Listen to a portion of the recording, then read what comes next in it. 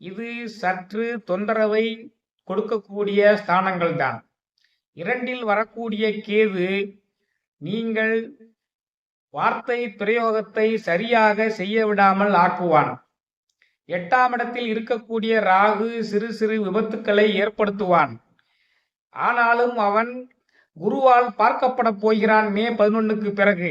அதனால் 8ஆம் இட ராகுவினால் பெரிய பாதிப்புகள் ஏதும் இருக்காது என்றாலும் அந்த ராகு கேது 2, 8ல் இருக்கக்கூடிய காலங்களில் உங்களுக்கு விஷக்கிருமிகளால் ஏதேனும் ஆபத்துக்கள் ஏற்பட வாய்ப்புகள் இருக்கிறது தென்படுகிறது.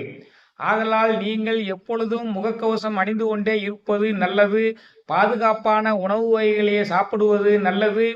தெரு நாய்கள், கடி வண்டுகள் போன்ற விஷ ஜந்துக்களிடம் எச்சரிக்கையாக இருக்க வேண்டியது மிகவும் நல்லது. கடக ராசிக்காரர்கள்.